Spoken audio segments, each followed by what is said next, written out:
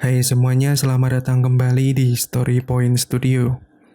Kali ini ada sebuah film dengan judul The Conjuring 3, The Devil Made Me Do It, yang dirilis pada tahun 2021. Tokoh utama dalam film ini yaitu Patrick Wilson sebagai Ed Warren, Vera Farmiga sebagai Lorraine Warren, dan Rory O'Connor sebagai Andre Johnson. Film horor disertai kasus pembunuhan ini merupakan sequel dari film-film yang sudah rilis sebelumnya. Dalam film terbarunya ini berkisah dari ritual pengusiran setan yang mengganggu keluarga Glatzel dan merasuki salah satu keluarganya. Lorraine dan Ed sebagai paranormal mencoba membantu keluarga ini. Diketahui jika ada sihir yang sengaja dilakukan seseorang yang telah bekerja sama dengan iblis dalam ritualnya. Lalu bagaimana paranormal ini mengungkap dan membantu keluarga Glatzel? Langsung saja kita masuk ke ceritanya. Cerita dimulai pada malam hari di sebuah rumah. Terlihat kondisinya yang berantakan. Di dalam rumah ini sedang ada ritual pengusiran setan yang akan dilakukan oleh paranormal bernama Lorraine dan Ed Warren. Mereka berdua dipanggil keluarga Glatzel untuk menyembuhkan anak kecil bernama David yang masih berusia 8 tahun. Diduga ia kerasukan dan sering bertingkah aneh di rumah itu. David dibawa ke kamarnya agar ia beristirahat. Pria ini bernama Arne yang terus memberi semangat kepada David. Saat itu Pastor Gordon tiba di rumah. David yang sedang tertidur tiba-tiba terbangun karena suara ketukan pintu. Ia ketakutan dan berlari ke dalam kamar mandi. David melihat seperti ada seseorang yang masuk ke kamar mandinya. Tiba-tiba keran air bergerak sendiri dan mengeluarkan darah. Panik dengan hal itu, David berteriak sangat keras. Semua orang di ruangan itu mencoba masuk ke kamar David dan mendobrak pintunya. David terlihat berdiam di pojokan. Tiba-tiba David berlari dan menusuk kaki ayahnya. Ed lalu menggendong David dan meminta Pastor Gordon segera melakukan pengusiran setan. Ia membawa David yang kerasukan ke lantai bawah. David diletakkan di atas meja dan semua orang memegangi David yang terus berontak. Pastor Gordon memulai pengusiran setan itu. David terus memberontak dan seolah setan itu menampakkan dirinya di tubuh David. Suasana berubah menjadi mencekam saat semua benda di sekitar berterbangan dan menimpa orang-orang di sana. David sudah bertingkah tak wajar dan kakaknya yaitu Debbie berteriak ketakutan. Tiba-tiba David menyerang Ed. Ia berkata akan menghentikan jantung Ed. Saat itu Arne memisah dan menyuruh setan yang ada di tubuh David untuk keluar. Ia menawarkan tubuhnya untuk dirasuki. Semua orang yang ada di sana tak menyadari kecuali Ed, sampai ia tak sadarkan diri. Ed dibawa ke rumah sakit dan menurut dokter ia mengalami serangan jantung. Lawrence pun merasa sangat sedih. Beberapa hari berlalu. Keadaan tampak normal. Arne dan Debbie berada di rumah temannya bernama Bruno. Di sana terdapat penangkaran anjing dan mereka bekerja merawat anjing itu. Arne dan Debbie akhirnya pulang ke rumah. Ketika Arne berada di rumah sendiri dan akan mengambil makanan, ia melihat kotak makanan yang bergerak sendiri dan berjalan melihatnya. Namun ternyata Arne justru mengikuti tikus itu dan melihat kenapa ada lubang di dinding. Ia mengintip sampai akhirnya Arne dikagetkan oleh sosok seseorang. Pastor Gordon masuk ke ruangan perawatan Ed. dan berbincang dengan Lorraine. Ia menceritakan kisah asmaranya dulu bertemu dengan Ed. Di lain adegan, Arne akan menebang pohon di samping rumah dan saat itu ia mencoba menyalakan gergaji mesin namun kesusahan. Ia merasakan sosok itu lagi dan saat itu ia memalingkan mukanya. Rekan kerja di bawahnya menjadi ketakutan karena Arne menjatuhkan gergaji mesinnya. Di rumah sakit, Ed sudah siuman dan tiba-tiba ia teringat sesuatu dan mengatakan pada Lorraine jika setan itu mengikuti Arne. Arne pergi ke tempat Bruno dan di sana ia diajak untuk minum-minum. Bruno terlalu keras memutar musik sambil mabuk. Mereka pun tak mendengar telepon saat dihubungi Lorraine. Akhirnya ia menelpon polisi di daerah itu. Di sana Arne sudah mulai bertingkah aneh. Karena terlalu mabuk, Bruno ingin mengajak Arne dan Debbie berdansa. Arne mulai berhalusinasi dan melihat Debbie yang sedang diserang sosok yang menakutkan. Ia melihat Bruno sebagai makhluk yang menakutkan dan saat itu Arne mengambil pisau dan menusuknya. Ia membunuh Bruno dan berjalan keluar rumah. Polisi yang sampai di sana menahan Arne yang terlihat berlumuran darah. Kabar mulai tersebar atas kasus itu dan polisi menginvestigasi kematian Bruno. Lorraine dan Ed mencoba membantu Arne dan menanyakan kepadanya tentang kejadian itu. Mereka berkesimpulan Arne kerasukan setan atas pernyataan dirinya sendiri. Debbie mencoba menenangkan Arne. Lorraine dan Ed berdebat dengan pengacara Arne. Ia mengatakan semua bukti sudah ada saat polisi menginvestigasi dan menetapkan hukuman pada Arne. Namun mereka mencoba meringankan hukuman dengan dugaan jika Arne membunuh karena kerasukan setan. Pengacaranya pun merasa jika hal itu tak akan diterima oleh hakim. Akhirnya Lorraine ingin membuktikan pada pengacara ini. Dalam persidangan, akhirnya Arne ditahan dan akan menghadapi persidangan berikutnya. Lorraine dan Ed akan mencoba mencari bukti lain untuk meringankan kasus Arne. Pengacaranya berharap mereka dapat mencari bukti itu. Lorraine dan Ed mencoba mencari dari awal kejadian yang menimpa keluarga Glatzel. Saat itu keluarga Glatzel sedang menata rumah baru mereka. David yang terlihat bahagia berjalan sendirian ke sebuah kamar dan berbaring di atas kasur yang berisikan air. Sampai akhirnya ia menemukan keanehan di sana. Perlahan David ingin turun sampai akhirnya ayah dan ibunya mendengar teriakan David dan memeluknya. Lorraine dan Ed mencari di rumah itu sampai mereka menemukan petunjuk. Lorraine mencoba masuk ke bawah rumah. Ia menyorotkan senter ke segala arah dan tiba-tiba Lorraine melihat ada penutup plastik dan memasukinya. Ia menemukan sesuatu tertutup kain. Saat dibuka, ia terkejut menemukan benda yang sengaja diletakkan di tempat itu. Lorraine menyebutnya totem yang memiliki kekuatan supranatural dan biasanya digunakan untuk ritual pemanggilan setan. Ia berpendapat ada seseorang yang melakukan ritual ini kepada keluarga Glatzel untuk tujuan tertentu. Pastor Gordon menyarankan untuk pergi ke seseorang yang pernah menjadi pendeta bernama Kastner. Lorraine dan Ed pergi ke sana untuk menanyakan tentang totem itu. Kastner menyuruh mereka masuk ke rumah dan menuju ruang bawah. Ternyata Kastner mengumpulkan benda-benda mistik dan supranatural di dalam sana.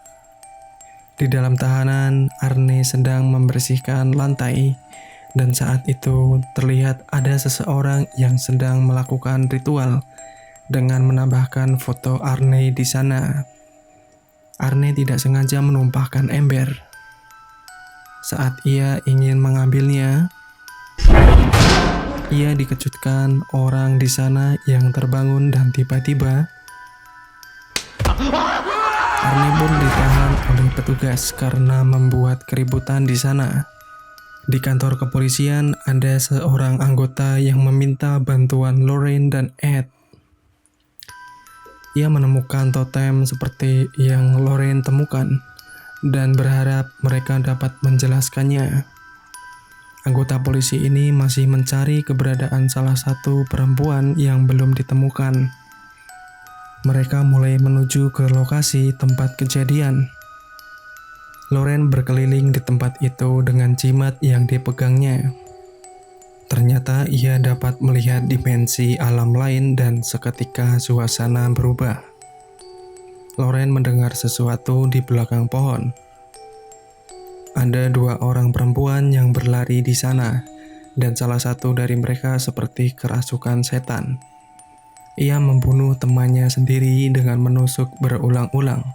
Kemudian ia berlari. Lorraine seperti sedang mereka ulang kejadian yang pernah terjadi di sana.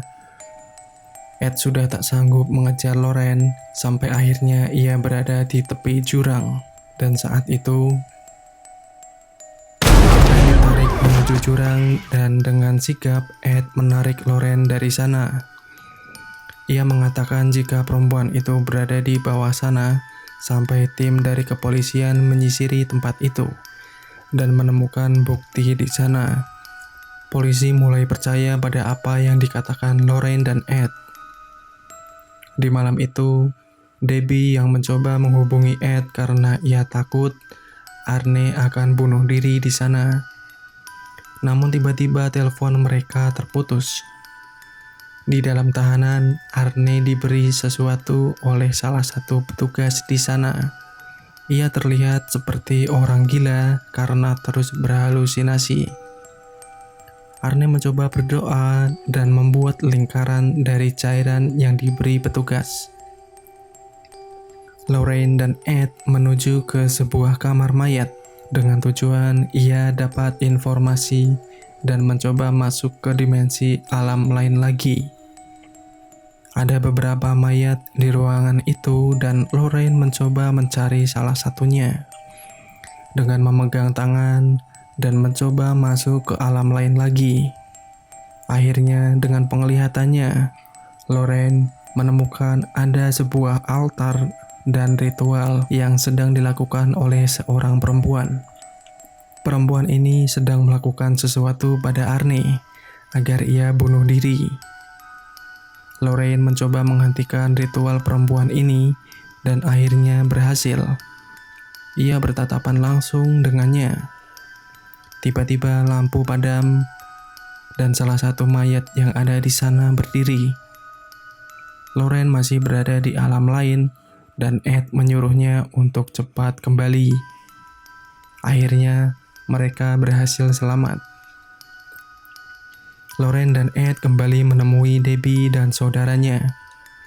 Mereka menemukan buku kuno dan membicarakan penyihir serta pengorbanan. Ed mengatakan jika kutukan itu dapat dihilangkan dengan menghancurkan ritual dan altarnya.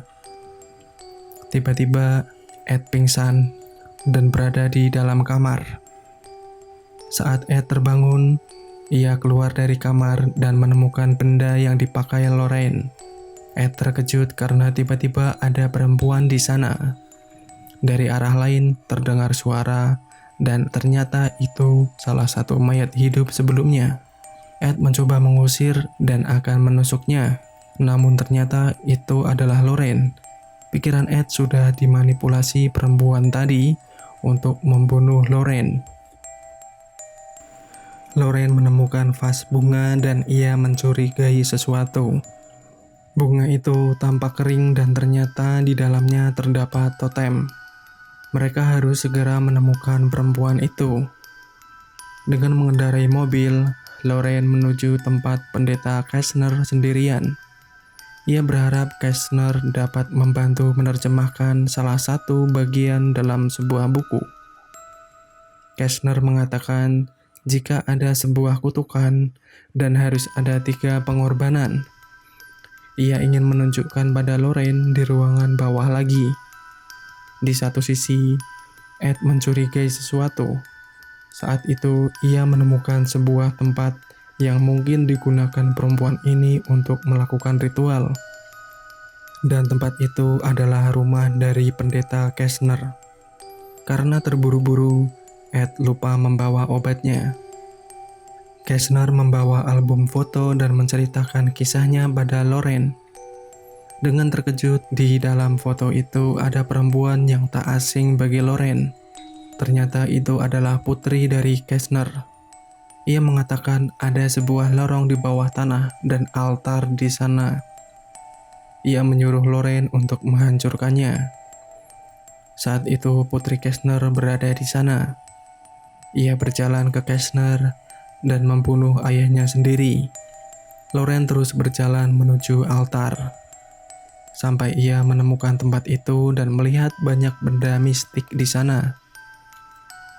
Lorraine ingin membalik altar itu namun ia kesulitan. Sampai akhirnya perempuan ini mendatanginya. Ed yang sampai di sana mendengar suara Lorraine dan ia mencoba membuka penutup itu. Perempuan ini dapat memanipulasi tubuh orang, sampai akhirnya ia mencoba menusuk Lorraine dengan pisau. Namun Lorraine menghantam perempuan ini dengan batu dan berlari.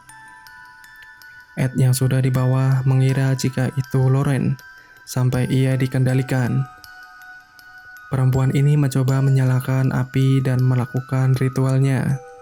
Terlihat Arne yang mulai kerasukan. Lampu dan kaca di ruangan pun pecah. Debbie dan postur yang ada di sana menjadi ketakutan. Sementara itu, Ed terus mengejar Lorraine dengan menggunakan palu dan menghancurkan apapun di dekatnya. Lorraine terpojok dan mengatakan pada Ed untuk mengingatnya dan melawan balik kekuatan dari perempuan ini. Arne terlihat melayang dan akan bunuh diri dengan pecahan kaca yang dibawanya. Saat itu, akhirnya Ed sadar dan ia langsung menghancurkan altar dan ritual itu. Arne pun terjatuh dan ia diselamatkan Debbie serta pastor di sana. Lorraine dan Ed melihat perempuan ini menuju ke arah mereka. Terlihat tubuh perempuan ini remuk dan tulangnya patah. Saat itu pula sosok yang lebih menyeramkan mendatangi perempuan ini dan membunuhnya. Polisi pun mulai mendatangi rumah pendeta Kessner. Keesokan harinya, Ed membawa sebuah cawan yang diletakkan di dalam sebuah ruangan dengan berbagai koleksi benda mistik lainnya. Arne pun kembali memasuki persidangan dan dengan bukti lain akhirnya ia berhasil mengurangi masa tahanannya menjadi 5 tahun. Ia pun menikah dengan Debbie, dan film pun berakhir. Dari film The Conjuring 3 ini, banyak menampilkan adegan-adegan tak terduga dan membuat kaget degup jantung. Suasana yang dibuat mencekam berhasil membius penonton. Namun ada hal lain yang dinilai menjadi perdebatan saat ada kasus pembunuhan karena kerasukan setan. Tentu saja dalam sebuah persidangan akan kesulitan mencari fakta dan bukti karena tak ilmiah. Saya pikir film ini sudah sangat bagus, namun karena adanya hal itu, menjadikan film ini terkesan tidak terlalu horor. Bagaimana menurut pendapat kalian? Bisa ditulis di kolom komentar. Jangan lupa untuk like dan subscribe jika kalian menyukai konten ini. Dan sampai jumpa di konten berikutnya.